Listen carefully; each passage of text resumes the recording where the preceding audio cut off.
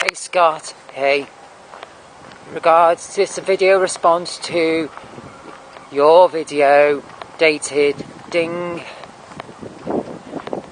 about Janie Lane, the lead singer of Warrant, his demise. I'm bound to touch on alcohol abuse and my experience with alcohol abuse. Okay, I'll say basically that's what it's like when someone drinks themselves to death. They have to be found. A person of my age will know that firsthand, will know that as Batum firsthand. I've had 2 friends die directly due to alcohol abuse. Yeah, two friends die directly. Got lots and lots of people who I know currently who are suffering from alcohol abuse, but I actually know of 2 who have actually died. Right? Probably in the same way as the way you describe Janie Lane, simply just getting iller and iller. They both ended up in hospital. They both incurred personal injury whilst they were outside of hospital, and which took them both into hospital to recover from said personal injury, but because they were so sick from their alcohol abuse, neither could recover. Yeah, and I know of lots of people who are currently suffering. One of the friends of the 2 who I said there, I did try and get help for via the NHS here in the UK, via the NHS, and they didn't want to know unless, in a nutshell, unless that person themselves asked for the help. That's what it's like. That's what it's like. And that's what it's like here in the UK. That's the situation. Unless the person themselves asks for the help, then they won't get it.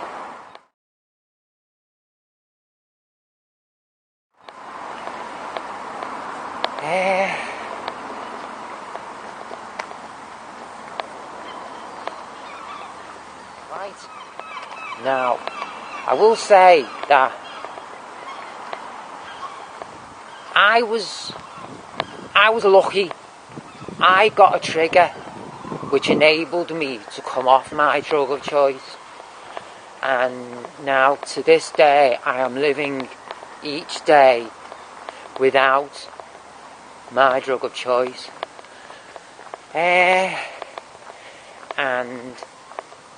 it was no magic wand coming off my drug of choice, getting that trigger to enable me to come off my drug of choice. That was no magic wand, because, as I say, I am still living each day.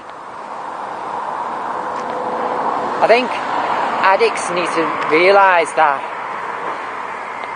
it's not the answer coming off the drug, because we all still need to live our lives. It's just a part of living, I would say. Coming off is just another part of life, as valid as not coming off, because we all still have to live our lives. Yeah. I would say if we were lucky enough to be able to live each day, then that's great. I think addicts don't realise themselves how damaging their habit is to the people around them. We here in the UK, we don't have that setup where we have motels and on every main road like they do in the US. I assume in the US it's quite it's quite a thing where there are motels on every motorway, on every highway, every corner there's a motel. It's not like that here in the UK. We just have rented apartments everywhere. That's the way it's set up here in the UK. It's a culture in the US, isn't it, where you have motels on every motorway, on every highway, you call them highways. We here in the UK don't have that. We just have like houses converted into apartments up and down the land, and instead converted houses which comprise whole neighbourhoods. There are attics, 3 to every window, and then probably we get in which we get our attics found, akin to how Janie Lane was found in his motel.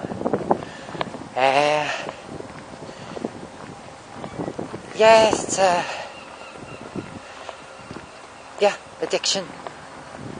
What do you do? Do you choose to keep living your life once you're sober up without, or do you relapse?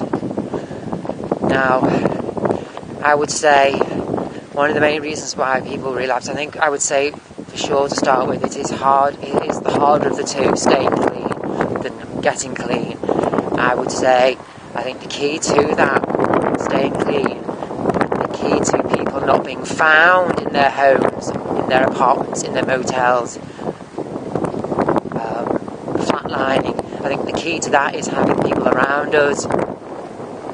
Not necessarily family, but I think the key to that is having people around us, people who we can talk to each day to make coming off our drug of choice worth staying off.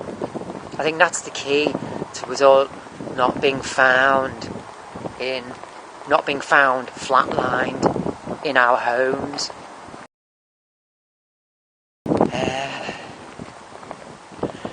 Difficult one. I think that's the key. I think it's a key to us all living each day is having people around us, having a network of people around us who we can share each day with.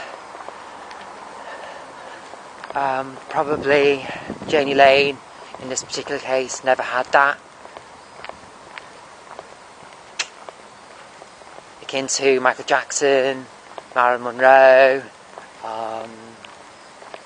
was it Amy Winehouse, etc., etc. All these people probably had in common. George Michael never had a surrounding network of people who they could share their days with. Platonic people, friendships. Not just hanger-oners and lovers and ex-lovers, but just people who they could go and have a coffee with. And I think that's the key to not being found in our homes.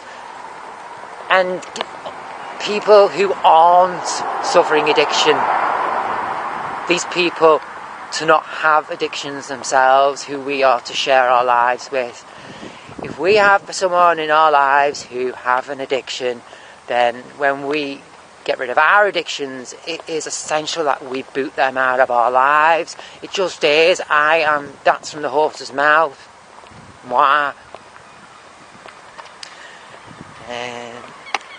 It is key to have that network and of non-addicts.